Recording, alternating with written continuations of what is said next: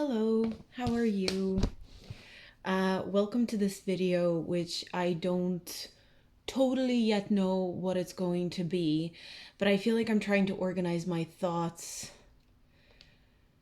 around divination and astrology. Recently, I signed up to doing the Harvard course on prediction. It's called Prediction X. And the first course available under it is it's called Oracles, Omens, and Prophecies. Um, it's an interesting course. I like it. It organizes the idea of divination very well. And it looks at aspects of divination in a very varied and diverse sort of a way. It considers many cross-cultural references, or it references many cultures and how they approach divination.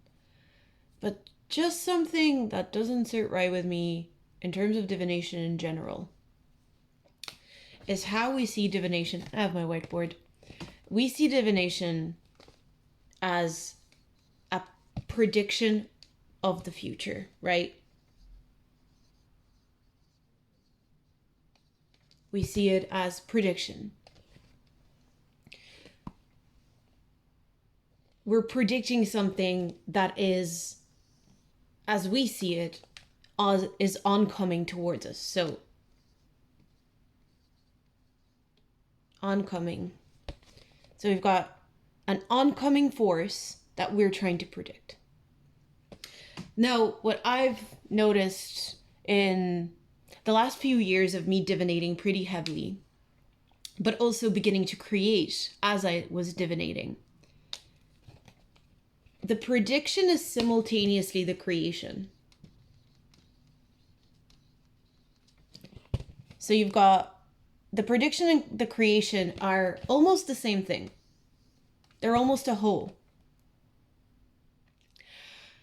However, there is something oncoming, and what I see it as is this oncoming thing is a force.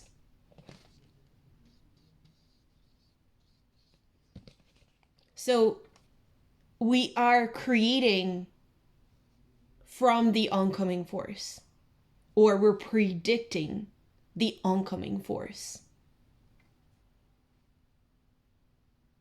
And the oncoming force, where are we getting that from? Well, we're actually, let's say we're here. Let's say this is the dot that I put down here, right? Well, the oncoming force is actually what happened in the past. So I'm not going to put the arrow into this direction in the past. What I'm going to do is actually put the arrow this way. That's what I feel intuitively is right. The oncoming force is influenced by the past. So the way it circles back is kind of what's the best visual way to represent this? Well, it feels sort of like this, I guess.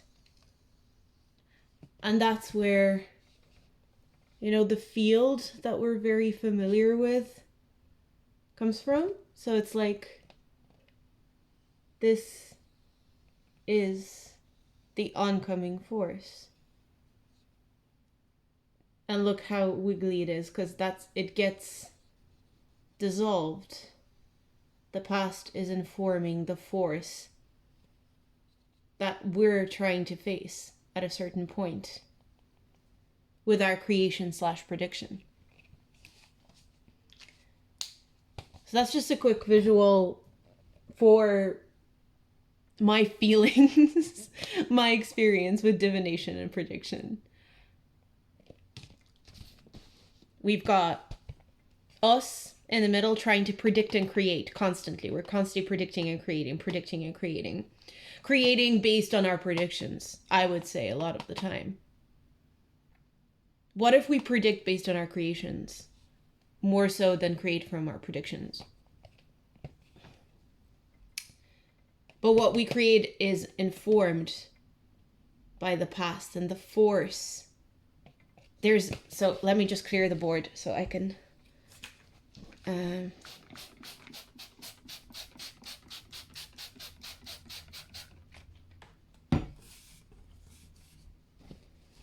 so I didn't have proper whiteboard markers, and the one that I have for this board is pretty gone, so I had to improvise. So I'm using my alcohol markers, but you can see they're quite they're stern. They're stubborn. It sticks around. So but while I'm doing this, basically what I'm trying to say is I'm trying to create a good visual for what is happening currently. And so many people are divinating right now, right? There's so many people watching divination content, partaking in divination practices. There's so many people learning tarot, learning astrology, learning other divination practices, tea leaf, palmistry. All of that is so on the rise, right? That it's gotten to the point for me, while I love reading tarot and I enjoy the storytelling of it, I enjoy the psychology of it, I enjoy all the parameters of what it is, I cannot ignore the fact that in my own life, as someone who divinates constantly, and although it's funny because I took a break from it, but I didn't, it just doesn't leave you. Things don't leave you. And I think it's the same with religion. These spiritual things that are also deeply psychological, because anything spiritual is in your psychology, right? They don't just leave, they stay. It sticks around. And practicing divination as a language with God, with the source, with the energy around us, with ourselves. Practicing this divination is really powerful, but we also need to be very aware. Unagi. We need to be very aware that as we're predicting, there's also a creation force that's happening. So it's like you're predicting something. Predicting something is more of an observer. And so I was coming at what's happening in my brain these days is we are well aware of the fact that we have an observer that exists in us. We have an observer and a certain awareness that exists without, thought, without speech, without language.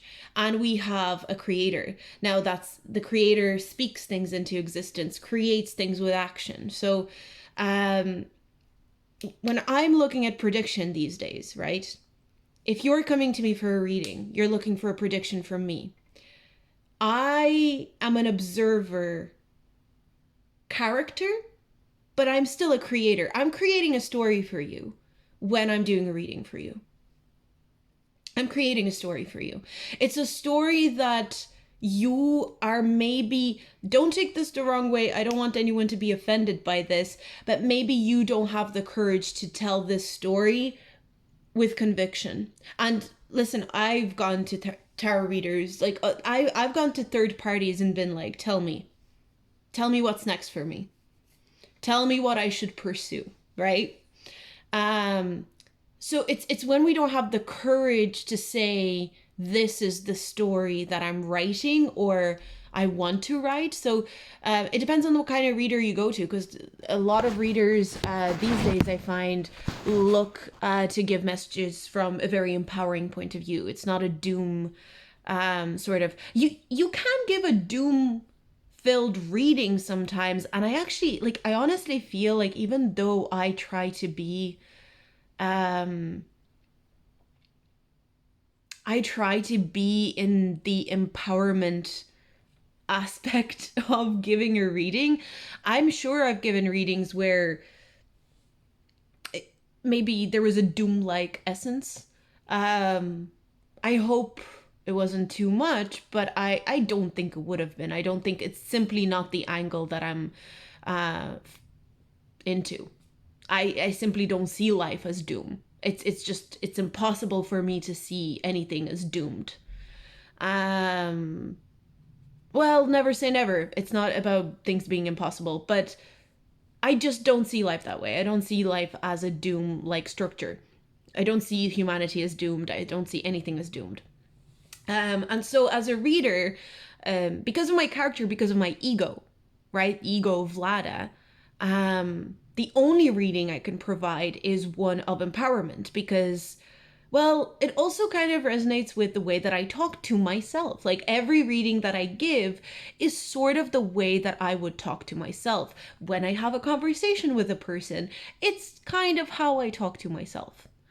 Um,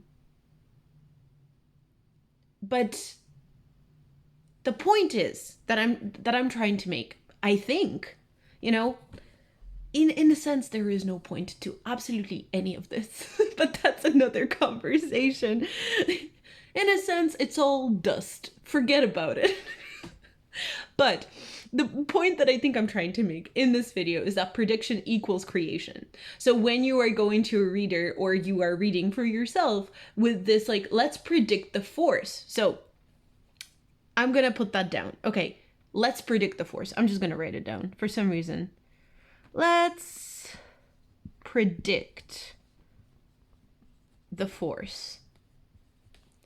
And then I almost feel like when we create, because that's where is it called the Ouroboros? I should know the name of this thing. The Infinity Sign. I should know this by now. It's in all the tarot books. All the tarot books that I've ever read, the name of this symbol is there. And I think it's the Ouroboros. Look. Right. It's this sign, right?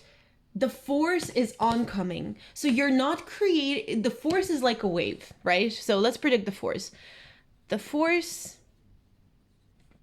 is like a wave. You can predict the wave by observing the wave, like when you're surfing. I've never surfed in my life. I would like to. I would love to. I would love for that to happen. Force is a wave. You can look at a wave when you're swimming. I've been swimming. I don't know why I used surfing, because I probably really want to go surfing, right? I'm like imagining myself on a board. I'm like, come on, I would love to do it, Vlada.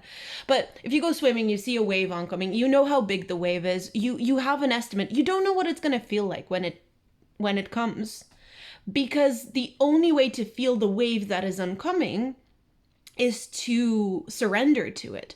So the force is like a wave that you surrender to.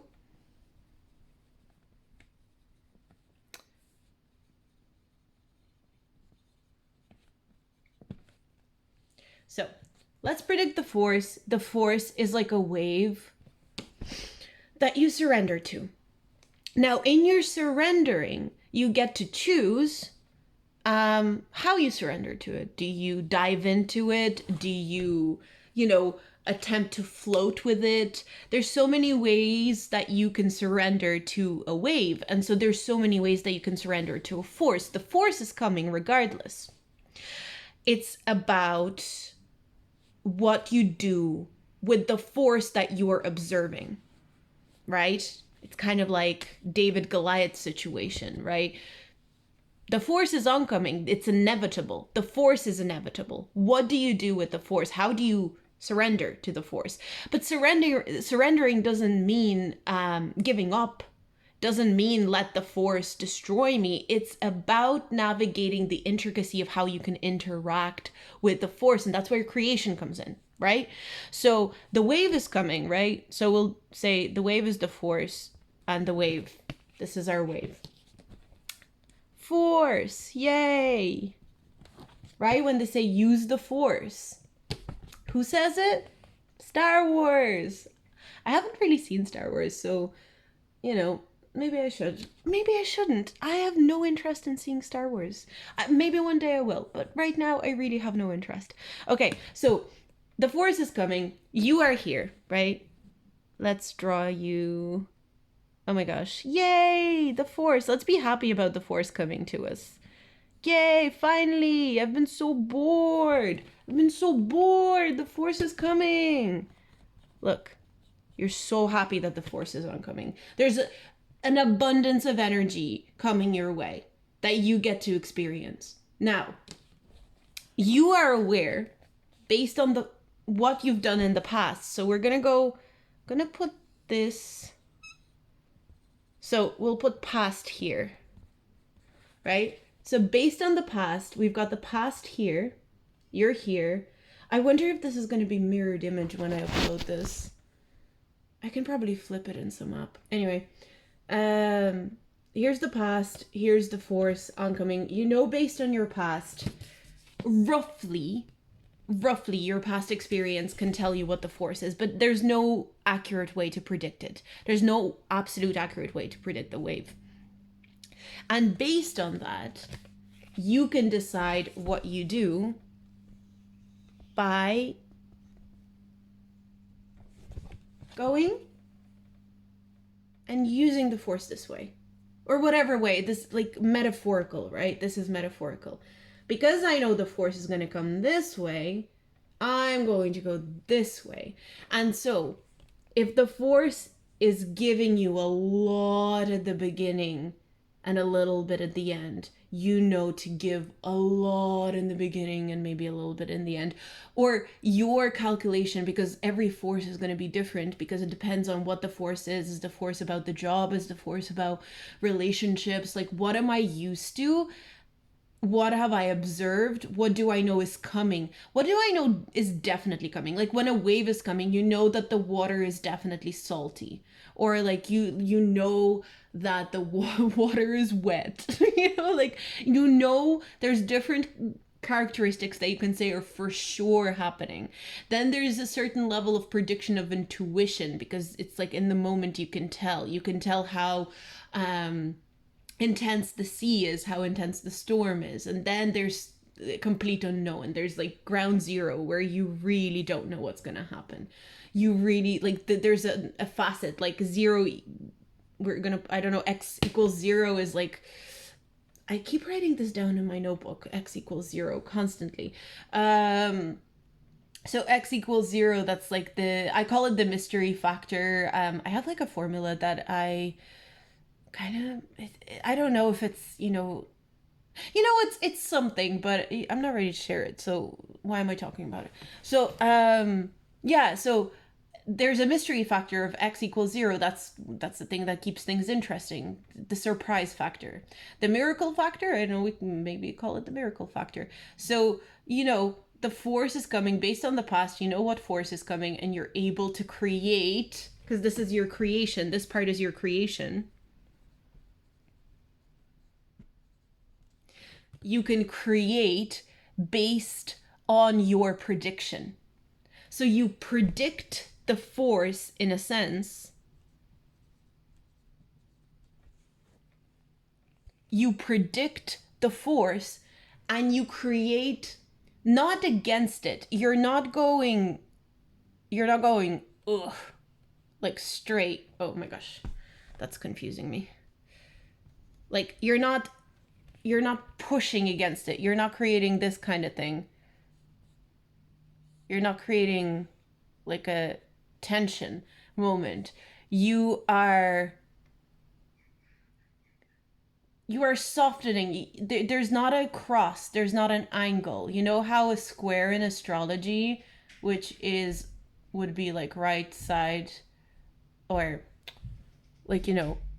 a cross in astrology, or not a cross in astrology, square in astrology kind of makes me think of the cross to bear kind of thing. But a square in astrology is a difficult aspect. We want a circular motion, We want a curve. We want a curve rather than a cross. We want a curve rather than a square. When it comes to creation based on the prediction of the force. So that's how the board looks right now before I clear it. So let me just read it. Let's predict the force. The force is like a wave that you surrender to. And also the force is something you create with, not against. But you also predict it. You both predict the force. So, but to predict it, you need to observe it, right? You need to observe the force. And what I find interesting is that, I'm pretty accurate with my readings. And most of my clients, I've never actually met. Like, I've never seen, like, some of my clients I definitely have, but most of my clients, I've never seen their face. I don't know what they do for a job. I don't know whether they have a partner or not. I do ask for context for certain readings, not all. Depends on the question. I do like to have a little bit of context, but I prefer not to have a lot of detail when I'm getting a question for a reading. And, I've got pretty good accuracy. And I'm not saying this to be like, oh, should I be self-complimentary?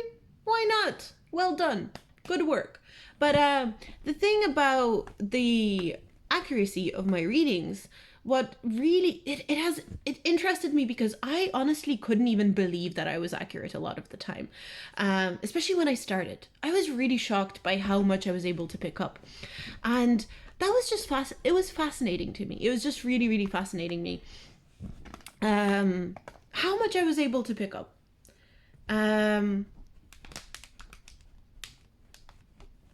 And it's like I was reading the force. Like I was reading the force of a person rather than their detail. I think that's the thing, because we are all, each individual is kind of like a force in itself. And so we can observe every person as a force. So like when you're creating a relationship with someone, for example, you can look at them as a force of existence, a force of being. And these, the details that you focus on a person, that's what actually throws you, because that's what throws me when I'm doing a reading. If I know too much I cannot do a reading. I don't know, there are probably readers who are good at doing both. I'm not good at doing readings for my friends. I don't really enjoy it. I don't feel, because instantly I'm focused on the details. I'm focused on what I already know. I'm focused on the kind of like detailed energy that I have. Not energy, that's a wrong, like the information that I have about the person already clouds the information that I don't. And with a stranger, you don't have that. You just have the force. And there's just something really, really interesting about picking out these details without knowing them. It's like kind of like reading a book, like reading a book without context. It's kind of like opening a book in the middle of it and like picking out random words and kind of trying to piece together the story that the book is going to tell without knowing like the whole story and reading it consecutively. So in a sense, what's interesting to me about divination is that it's like we're always trying to read the book. It's almost like trying to get an idea of the book. It's like, is this worth reading? But you're already reading it by living your life, right? It's like by living your life, you're already reading the book. You're already reading the story of who you are. And for some reason, you keep skipping chapters just to have a look at what else is going on there. And so another thing, well, not another thing, this is where I'm moving forward, continuing on from what I was saying. The prediction versus creation thing. So you predict the force,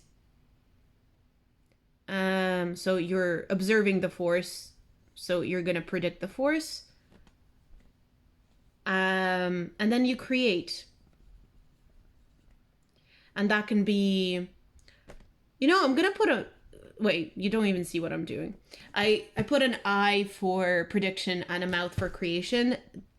I've actually been doing this in my notebook as well, so I don't know why I even acted surprised there for a second that I would put a mouth down. So predict, create. So creation is pleasurable in a sense. There's a thing about creation. It's true. Anytime we make anything, right? No matter what it is. And especially if we're not doing it with judgment. If we're doing, like, if you're doing a drawing or you're making something, if you're not judging yourself, you're not trying to understand if it's good or bad, if it's successful or not, are you getting better at it or are you the same? When you're not putting yourself under that pressure, creation is very pleasurable. It's very exciting. It's really enjoyable. Prediction, observation of things, is also quite pleasurable. But I feel this note, I don't know, maybe someone will disagree or maybe not. How dare you disagree with me? Prediction to me, the course of observing something, it's not too, it's kind of hard for us as humans, I think, to keep ourselves from creating once we've observed something. A level of creation happens almost instantly because there's always a thought that comes. Because I think as soon as there's a thought, as soon as there's, like, I guess, a judgment of the observation, because a prediction is a judgment, right? So as soon as there is any sort of prediction, creation is kind of happening as a result. So once you predict something, you say, I predict I'm going to get this job, right? I predict it. It's like I can see that for myself. If you can see it for yourself, you kind of immediately start creating it. So there's almost an immediate reaction between the two. And so they become such a symbiotic process where you're constantly moving between the two, again, in this Ouroboros shape. They're feeding each other, right? The prediction is feeding the creation, and the creation is feeding the prediction. Now, the Force kind of doesn't care about any of that. The Force is... I always want to say, the Force is Switzerland. I was obsessed with Twilight, and in Twilight, Bella says, I'm not taking sides. I'm with Switzerland. She is an unproblematic queen who stays impartial. She is the Force from which Jacob and Edward create. She's like, do whatever you want. I'm not picking. Anyway, getting carried away. So the Force is neutral. The Force kind of doesn't care. The Force is like, well, you kind of created me. Ooh. I need to learn how to do this on camera like that. The Force is like, well, you created me. And then you kind of predicted me, right? Whoop. You predicted me. You predicted I would be this. And then you created whatever you created, even though it wasn't completely... It's not completely equal. It's not like... I'm doing like a sideways equal sign, but I think, I mean this equal sign. You create... Because it's whatever we predict. And I think that's where science comes into play. Right? That's where science comes into play. Science is an attempt to create something that is exact to the prediction. To create something exact to the prediction. So, that's where you actually start stepping away from divination. And they kind of cover it a little bit in the Harvard course that I'm doing, the Prediction X course. They kind of cover it. Um, but science is where we, I don't want to. This is the thing. I don't want to separate science from divination and spirituality and religion. I think even religion is a predictive. Um, it's a predictive tool. I think it's something that was attempting to predict the future in some sort of a more poetic way. It's like a code. It's like programming ourselves. I think we as humans deem something good, and so we want to establish that goodness in the future. We want to establish that goodness in the fabric of humanity. And so we write it into the future. I feel like religion is something we, as humanity, wrote into the future. Um, it's not so much about what you should do, it's about what humans in the past wanted to happen.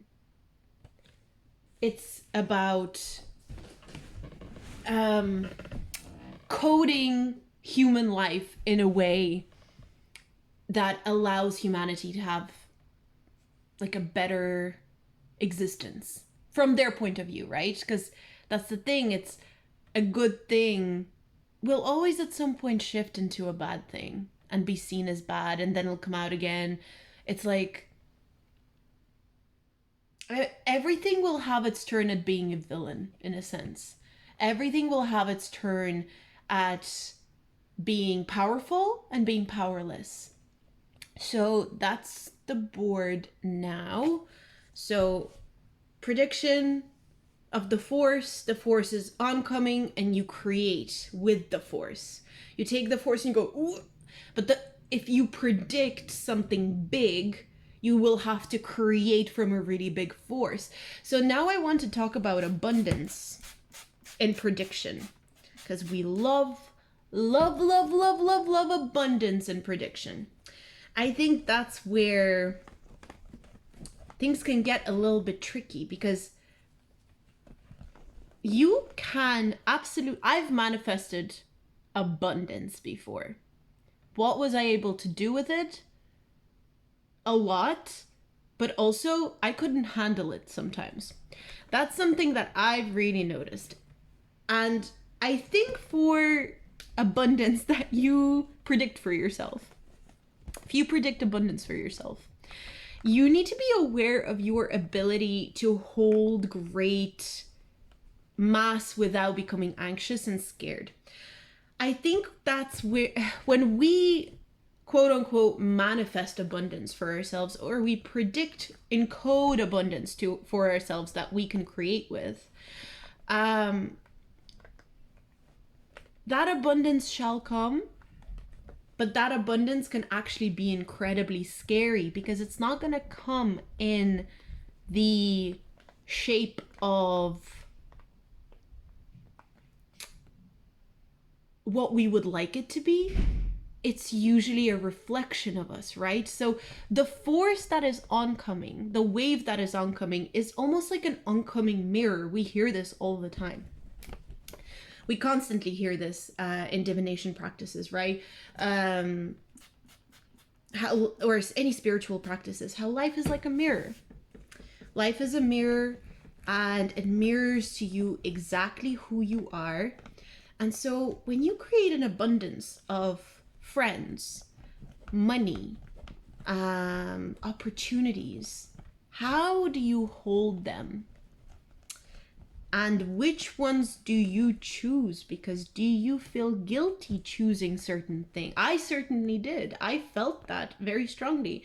I would say about 2 years ago, I was having the most abundant time of my life.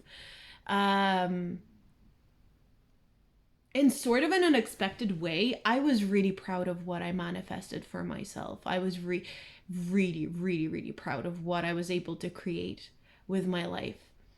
But at a certain point, it started being too much, because I was attracting a lot of people into my life. Not bad people, but there was a level of guilt because there were certain intrigues between the people that I was bringing into my life. There were certain storylines that were happening. There were certain people who wanted to work with me, but they would be very pushy. Or I would find, for me, right, for my nature, they would feel too pushy, or they would feel like they wanted to do something that I didn't really believe in fully and I needed time to think, or it just didn't feel like the right project for me, even though I liked the person, and I'd be like, oh, I want to work with this person, but I just don't see myself doing this project. And it was all very exciting, but there was a level of guilt that I was starting to feel because I felt like I was failing the abundance that was coming my way. So, all of this abundance that was coming my way, I couldn't hold. I didn't feel like I had the tools. I didn't feel like I knew how to manage it. I didn't feel like I had the razor sharp focus for it. Even though I'd gotten pretty focused at that point in my life. And so the interesting part of this force dynamic, and the force being the mirror and the wave simultaneously, it's something that you should be able to hold. It's something that you should be able to manage. And if you cannot manage it, not feeling guilty about it, but noticing how maybe you're trying to create too much.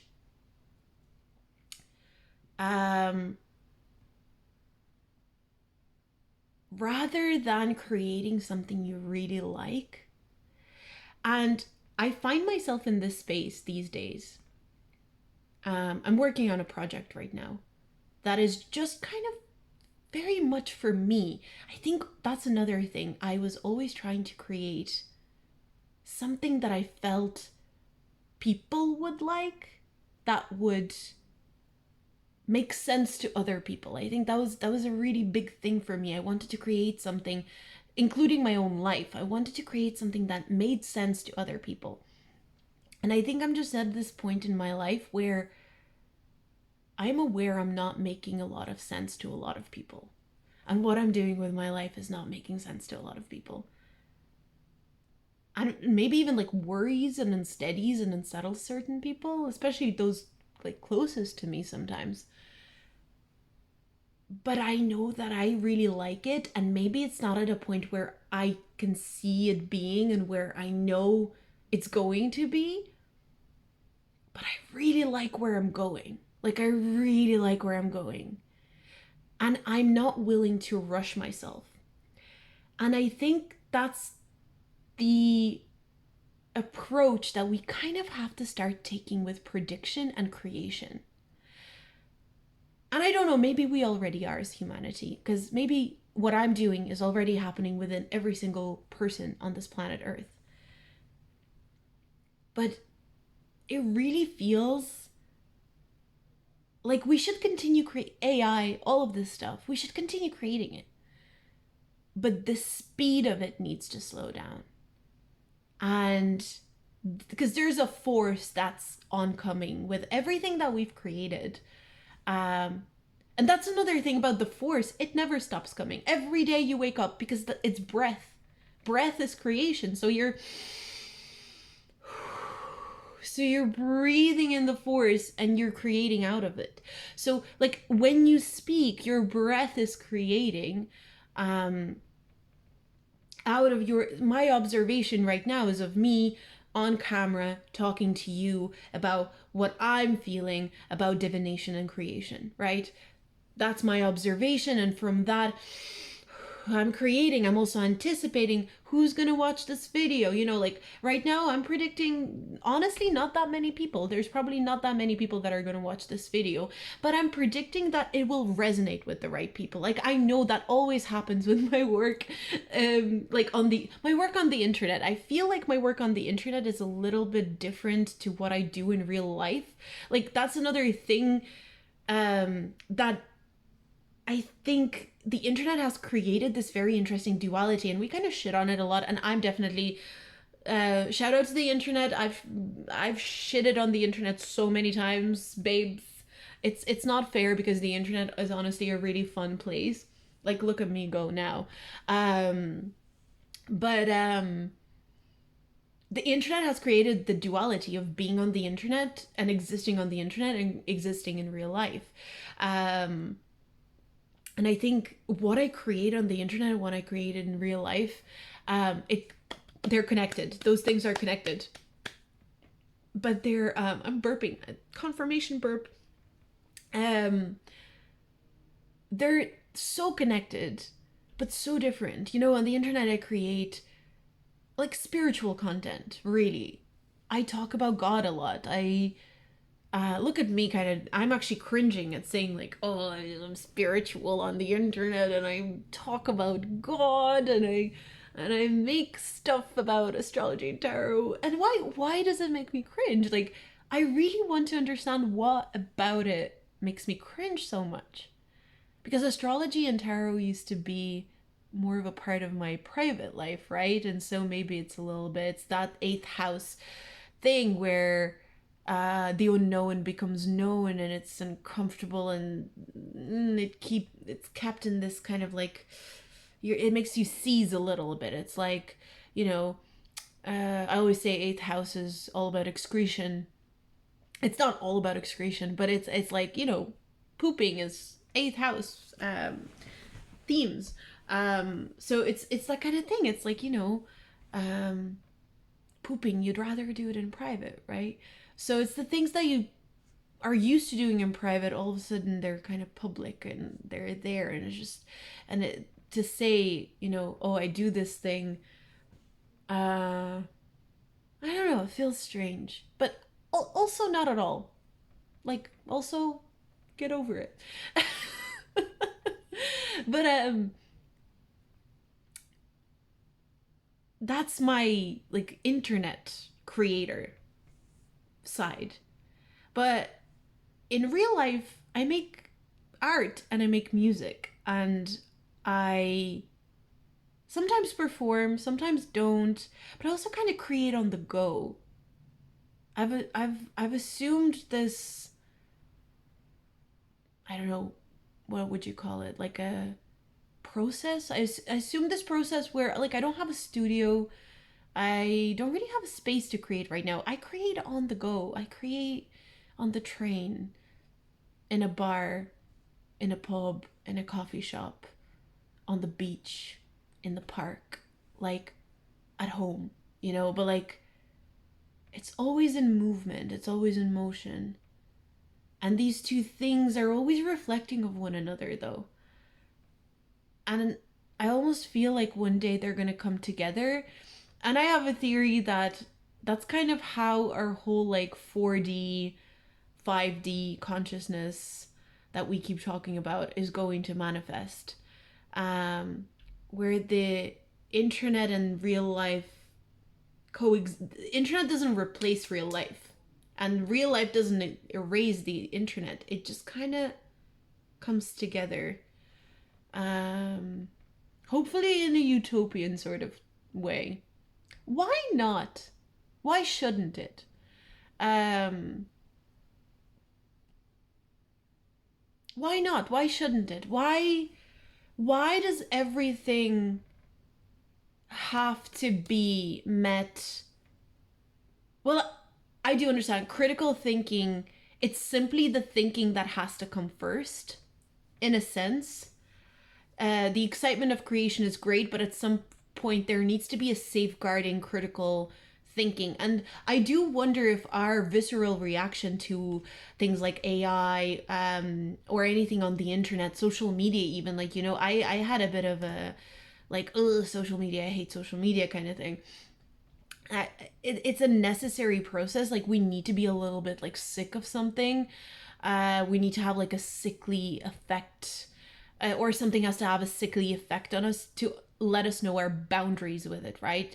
To let us know like, oh, I'm losing myself to this thing. I think that's what's happening with AI. We're kind of we're working through that understanding of like where's the point where I actually lose myself to this concept. Something, I often wonder if, like, because the concept of money is very interesting to me, and I actually think the concept of money is really going to change a lot in the next decade. But it does make me wonder if, like, billionaires think about this in terms of money. Do they have this kind of back and forth with money? Like, at what point do I lose myself to money? Because the money that people make, it's kind of like, what is creating that money? So it's not that these billionaires are losing themselves to the money. If they are, maybe they're not at all. I can't tell. It's, it's their self-reflection to do. But it's a force, and it's another force that they're losing themselves to. It's like we constantly have to work on not losing ourselves to the force of what we created in the past.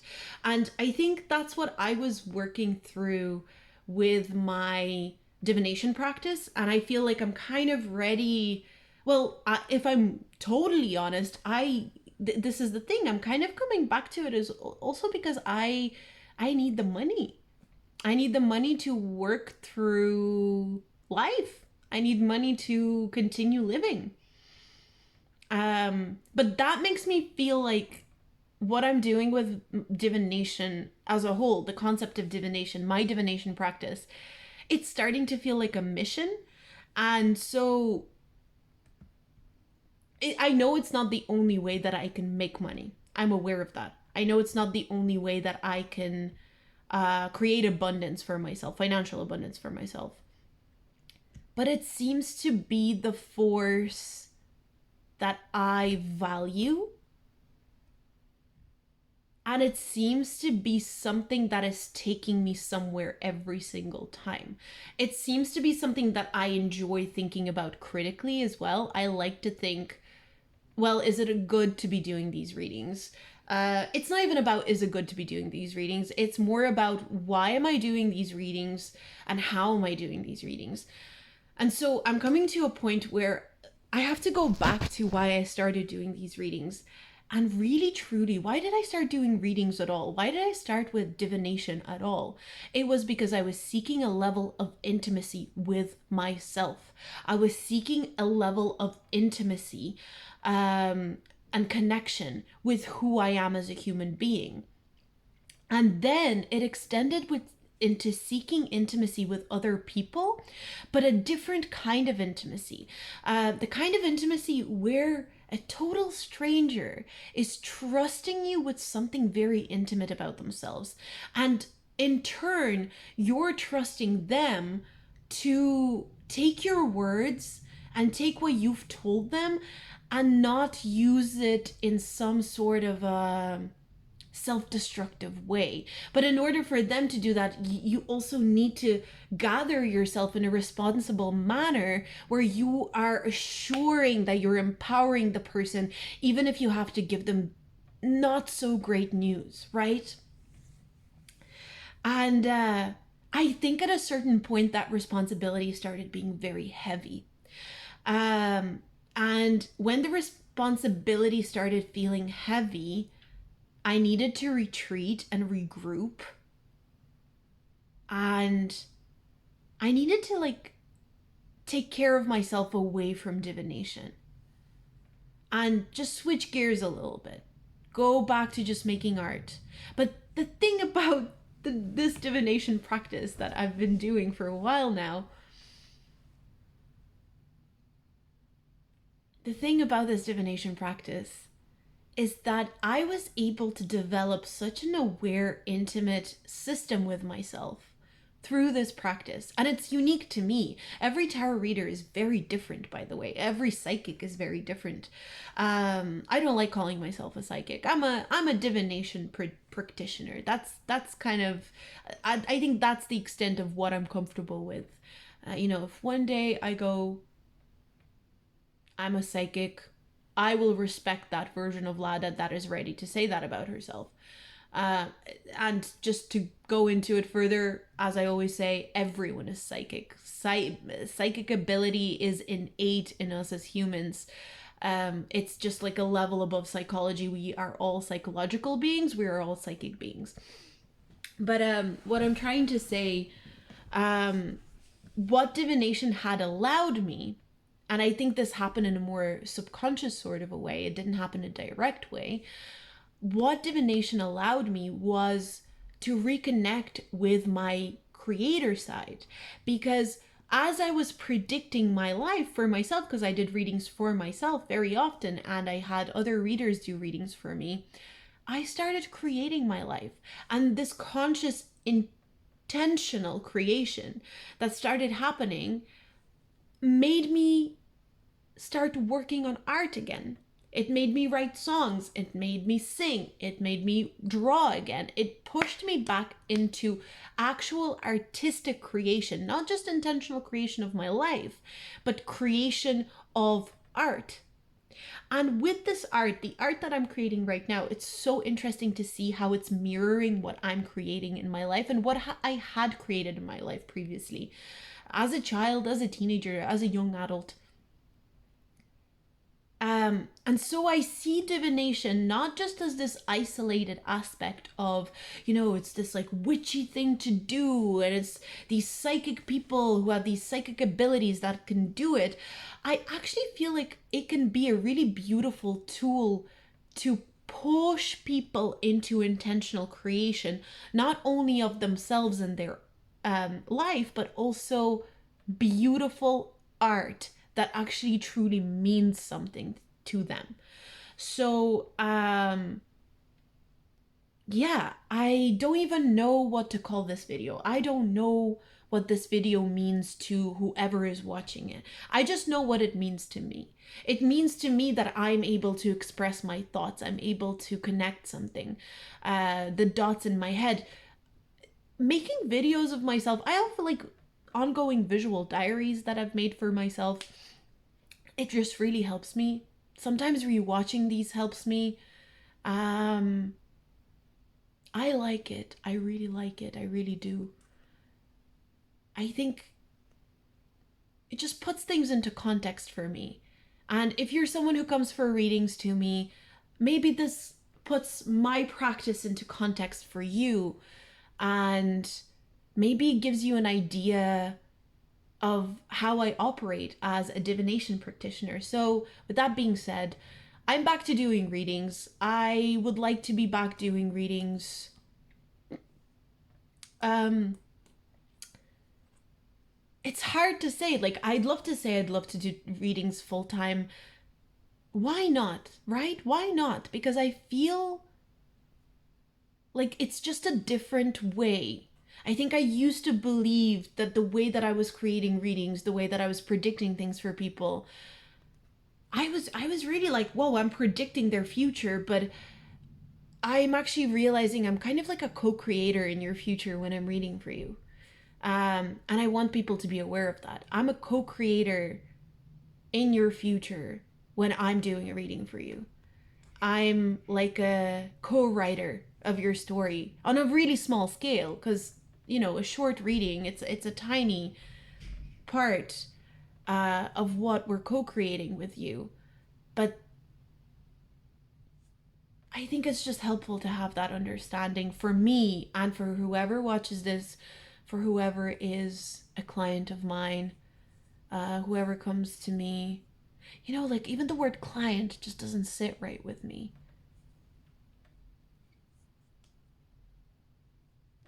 The word client.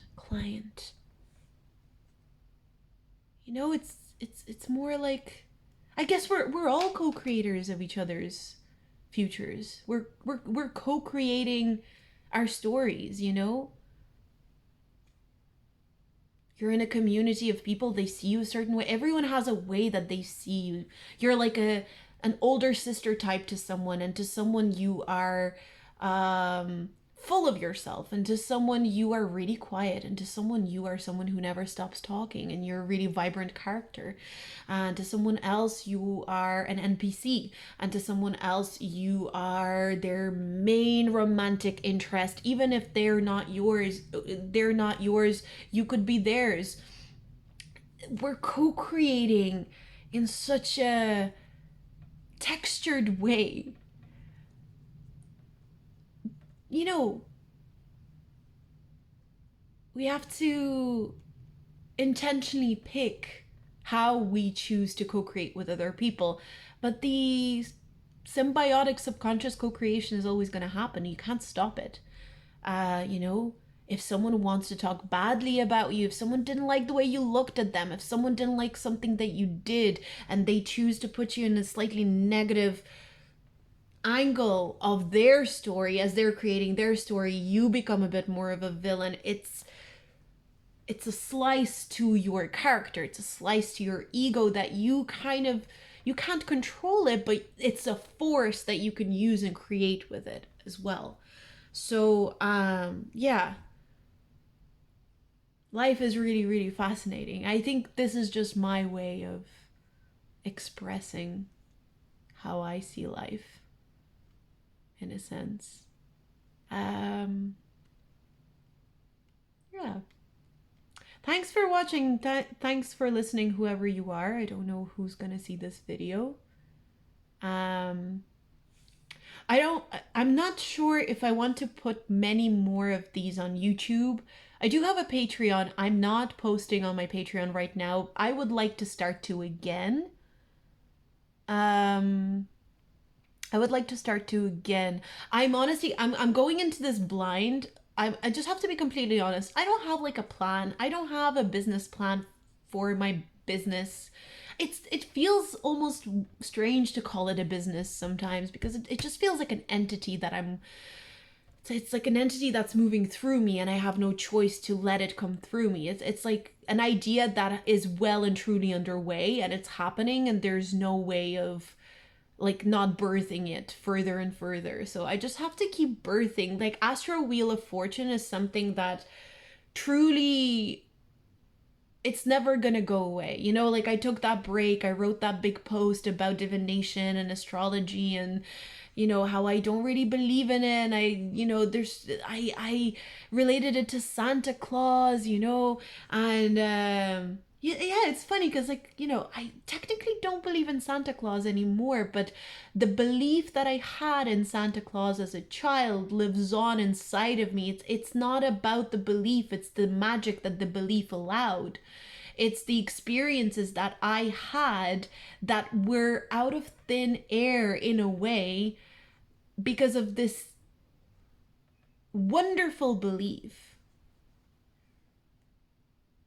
It's like smoke and mirrors, right? Smoke and mirrors created this belief of pure magic, and that magic still carries me. I'm 31 years of age, and I'm still carried by the magic I experienced around Santa Claus, around summer holidays, around pretending I was a witch with my friends when I was like 8 years old, pretending I was a spy, pretending I was a princess, pretending that I was a superhero. That magic is still carrying me. And there's new magic that's being created in tandem with it. It's all very real.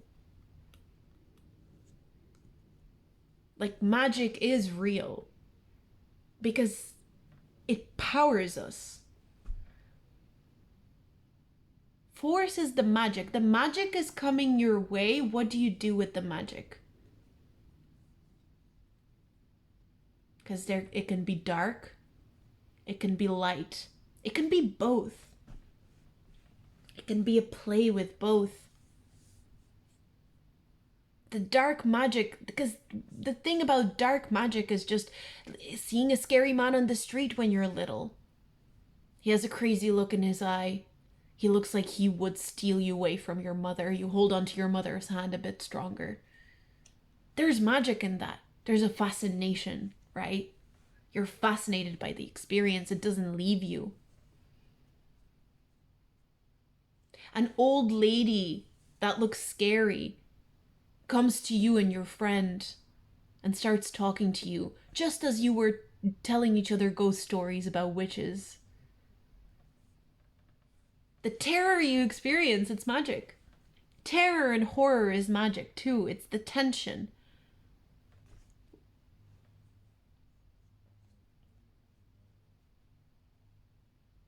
Force provides you with a certain tension that you can choose to weave into another story.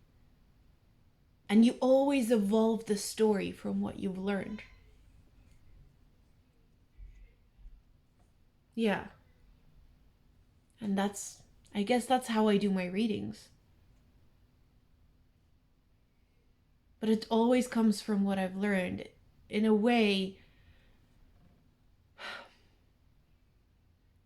it used to be so much simpler to do my readings before. It used to be much simpler to do my readings. But I like how they've evolved. I really love how my readings evolved. They're kind of encoded in something thicker. There's a thickness. There's a certain thickness to my readings. So if you're coming to me for a reading, you should be aware of that. The simplicity. Simplicity is still there though. I know how to come back to it. I always know how to come back to simplicity. But I'm gonna leave it here. Yeah, thanks for watching, whoever you are. And if whoever's watching is just me myself, then hi Vlada. Bye.